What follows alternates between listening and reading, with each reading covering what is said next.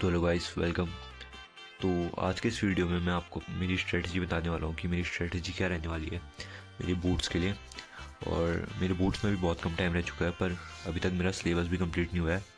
मेरे अभी 7 चैप्टर बचे हैं जो मैंने बिल्कुल भी देखी नहीं है। तो स्ट्रेटजी तो मैं अभी आपको बताऊँगा, उससे पहले आज था मेरा कम्पैक्ट सीरीज़ का डे 11।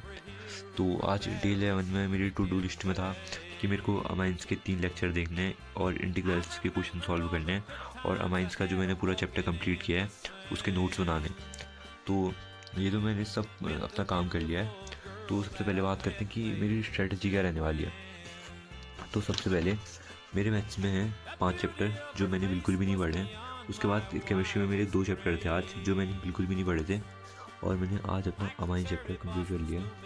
और कल मैं बायोमोलिक्यूल चैप्टर करूँगा।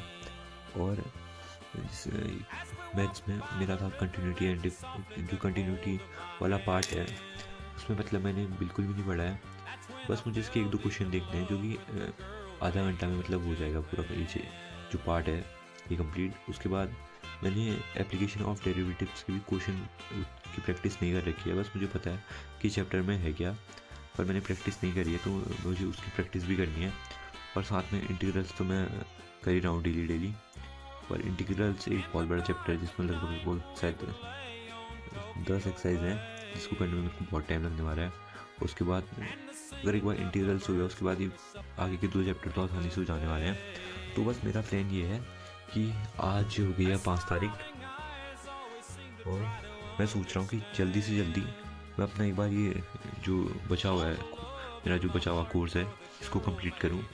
उसके बाद जब मेरा ये कोर्स कंप्लीट हो जाए 3 या 4 दिन में, उसके बाद मैं अपना रिवीजन स्टार्ट करूँगा। मैं डेली 3 या 4 चैप्टर को रिवाइज़ करूँगा अच्छे से और उनके क्वेश्चन प्रैक्टिस करूँगा। ऐसे में कभी 5 चैप्टर, और कभी कभी अगर चैप्टर बड़े हैवी हैं तो 3 चैप्टर ऐसे करके मैं अपना रिवीजन करूँगा। और जैसे मेरा रिवीजन ख़त्म हो जाएगा उसके बाद मैं सैम्पल पेपर करूँगा और बहुत सारे PYQ करूँगा। और बस ये मेरी स्ट्रेटजी रहने वाली है। और मैंने एक ये शीट भी बना रखी है पीछे जिसमें मैंने वो चैप्टर लिखे हैं जिनके मैंने अभी तक नोट्स नहीं बनाए हैं, जिसमें मेरे फिज़िक्स में 7 चैप्टर हैं और केमिस्ट्री में 4। वैसे देखा जाए तो सॉल्यूशन चैप्टर एक छोटा सा चैप्टर है जिसके नोट्स बनाने की इतनी ज़रूरत तो है नहीं, पर इसका लास्ट वाला पार्ट जो है वो इम्पोर्टेंट है तो मैं उसके नोट्स बनाऊँगा। और देखा जाए तो ये चैप्टर जिसकी aldehyde ketone and carboxylic acid वाला इसके मतलब शायद 2-3 लेक्चर के नोट्स बाकी है मेरे बनाने, और बायोमोलिक्यूल्स तो मैं एक ही दिन में कर लूँगा। और जो एक कोऑर्डिनेशन कंपाउंड है ये तो मेरे को मतलब बहुत अच्छी तरीके से आता है, बस मेरे पास इसके नोट्स नहीं है। और मैं इसके मेरे को नोट्स बनाने की वैसे ज़रूरत भी नहीं है, क्योंकि जो ये चैप्टर है इनके नोट्स मैंने अपनी क्लास वर्क कॉपी में, स्कूल की क्लास वर्क कॉपी में अच्छे से बनाए थे, तो मैं उनसे पढ़ता हूँ। पर एक खुद के नोट्स भी ज़रूरी होते हैं, तो मैं सोच रहा हूँ इन सब चैप्टर के मैं शॉर्ट नोट्स बनाऊँगा, क्योंकि अभी मेरे पास उतना टाइम तो नहीं बचा है कि मैं सब चैप्टर की डिटेल्स में नोट्स बनाऊँ।